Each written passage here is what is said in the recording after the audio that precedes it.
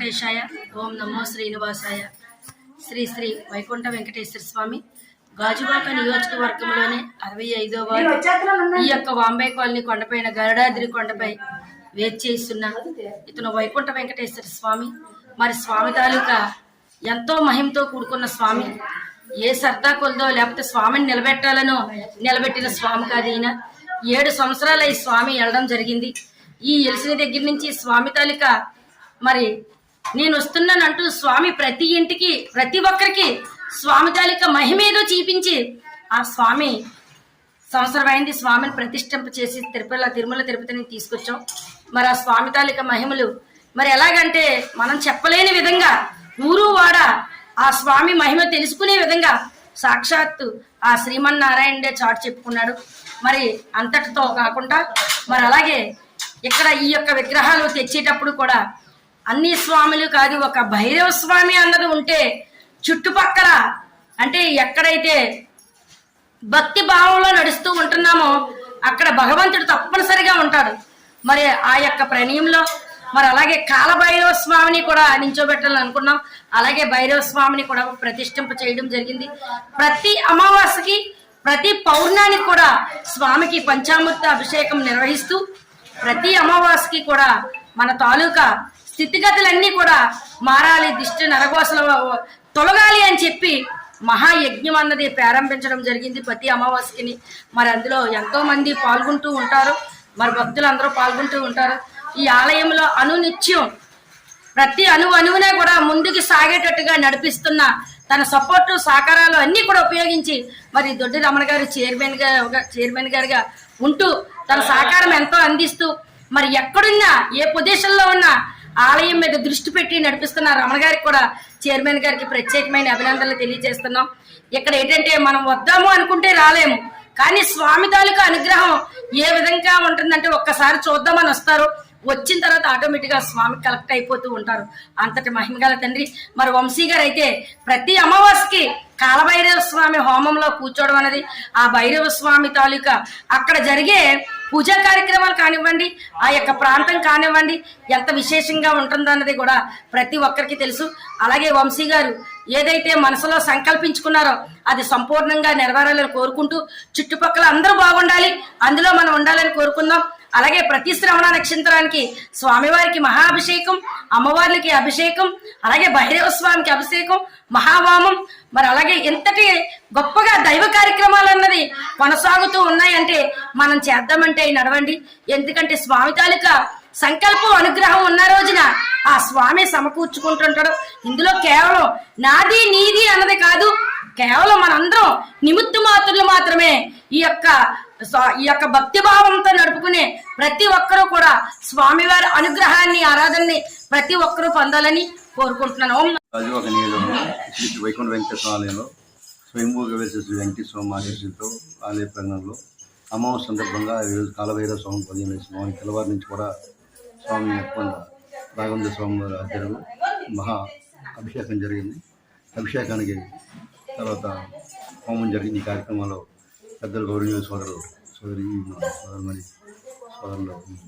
వంశీరెడ్డి గారికి, అలాగే ఆలయ ధర్మ మంజుల గారు, అలాగే పిట్ట ప్రకాష్ రెడ్డి గారు, అలాగే సోదరు రామలక్ష్మి గారు, కందుకూరరావు గారు, అలాగే ఆలయ సంబంధించిన సేవకులు అందరూ పేరు ధన్యవాదాలు. ఆలయ ప్రధాన అర్చన రంగాచార్యులు వారికి స్వామివారి ఆశీస్సులతో అమావాస్య ప్రతి అమావాస్య కూడా స్వామివారు చాలా శక్తివంతంగా ఉన్నారు. స్వామిని పిలిస్తే పలుకుతున్నారు, అడిగితే ఇస్తున్నారు. ఏ కోరిక కావాలన్నా స్వామి గారి గురించి మనం అడగడమే లేదు, అలా చేస్తున్నారు. చిన్న ఎగ్జాంపుల్, మొన్న అయితే దాదాపు 14 దేవాలయాల్లో దొంగతనం జరిగింది. ఎవరు కూడా ఏ దారుల్లో కూడా ఇంతవరకు వాళ్ళు పోలీసులు కూడా పట్టుకోలేకపోయారు. విచిత్రమైన స్వామివారి ఆలయంలో దొంగతనం జరగడం, ఆ స్వామివారికి ఆలయం దొంగతనం జరిగినట్లు ముగ్గురు వెళ్ళిపోయి ఎవరైతే ప్రధానం ఉన్నారో ఆయనకి కళ్ళు కనపడలేదు 2 గంటల వరకు. 4 గంటల నుంచి 6 గంటలకు ఆ చుట్టూ తిరుగుతున్న గుడి చుట్టూ. ఆ డబ్బులు ఎప్పుడైతే వచ్చి అనుమానం వచ్చి ఏం తిరుగుతుందని పట్టుకుంటే ఇలా తిరిగి దొంగతనం చేశారన్నారు. పోలీసుకి అప్పచెప్పడం జరిగింది. అంతే స్వామివారి మిరాకిల్, స్వామివారి డబ్బులు స్వామివారి చెందినవే. అది అలాగే స్వామివారి ఆశీస్సులు ఎవరైతే ఉన్నారో వాళ్ళందరూ కూడా ఆరోగ్యంగా ఐశ్వర్యంగా ఉన్నారు. స్వామి కొలిసే కుల మొత్తం రాజకీయ సంబంధం లేకుండా ఆలయంలో అందరూ సేవ చేస్తున్న భాగ్యం చేసే సేవలు అందరూ కూడా పేరు పేరున ధన్యవాదాలు. మాకు అన్ని రకాలుగా సహకరించిన పెద్దలు గౌరవనీయులు యువనాయకులు అంటే వంశీరెడ్డి గారు కూడా అప్పుడు ఆలయం నిర్మాణించి ప్రతి దాంట్లో మీకు ఏం కావాలో ముందు నడిపించి మాకు అన్ని రకాల సహాయ సహకార కులాలు మొత్తం రాజకీయ సంబంధం లేకుండా వెంకటేశ్వర స్వామి ఆశయాలు నెరవేర్చాలి, భక్తులు బాగోవాలి, ఆరోగ్యంగా ఉండాలని చెప్పి ఈ ప్రధాన అర్చకులు రంగాచారి గారు పూజ జరుగుతుంది. అందులో ప్రత్యేకంగా మరి ధన్యవాదాలు తెలియజేసుకుంటూ వంశీరెడ్డి గారికి ఇప్పుడు ఇలాగే మా ఆలయం అభివృద్ధి చేయాలి, ఆయన ఆరోగ్యంగా ఐశ్వర్యంగా ఉన్నతమైన నిర్మించాలని చెప్పి శ్రీ శ్రీ వెంకటేశ్వరం కాలభైరవ సంఘము వెంకటేశ్వరం.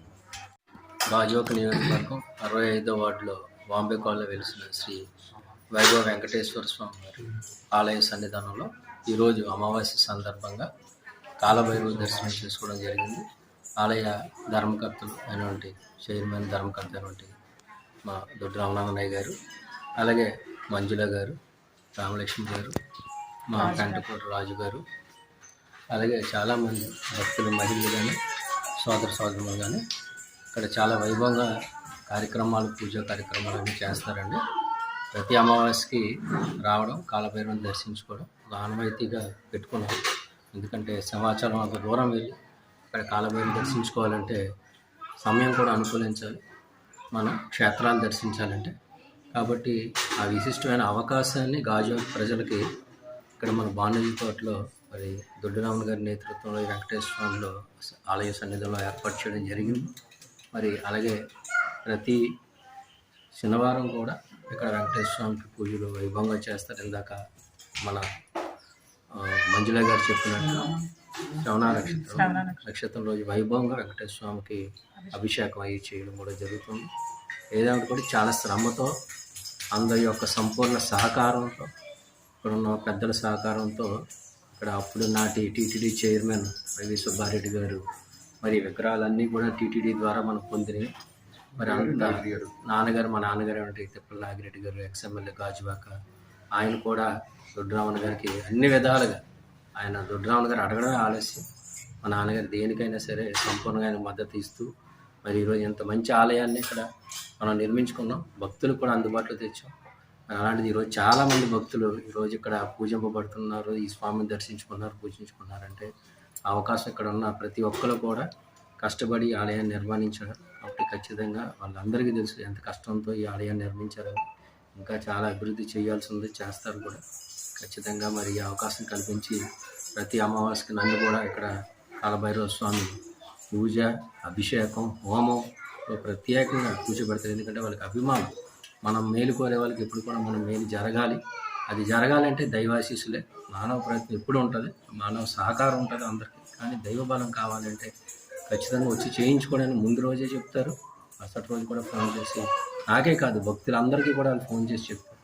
ఎందుకంటే మన చుట్టుపక్కల ఉన్న వాళ్ళు బాగున్నారని, మనం వాళ్ళు బాగు కోరుకుంటే అంతకన్నా ఇంకా గొప్పటే ఉంటుంది. మన గురించి మనం కోరుకోవడం, మన కుటుంబ అభివృద్ధి, అది ఖచ్చితంగా ఏ కుటుంబం పెద్దైనా కుటుంబం గురించి ఆలోచించుకుంటారు. కానీ చుట్టుపక్కల వాళ్ళందరూ బాగుండాలి, ఊరు బాగుండాలి, అందరూ బాగుండాలి, ఊళ్ళో ఉండాలి, బాగుండాలి కోరుకునే వాళ్ళు ఖచ్చితంగా అది కొంతమందికి ఆ లక్షణాలు ఉంటాయి. అలాంటి దొడ్డిరామన్ గారికి, మంజుల గారికి, రామలక్ష్మి గారికి, బయటరాజు అన్నయ్య గారికి, ప్రతి ఒక్కరికి, ఆలయ కమిటీ అందరికీ కూడా పేరు పేరున ధన్యవాదాలు తెలియజేస్తాను.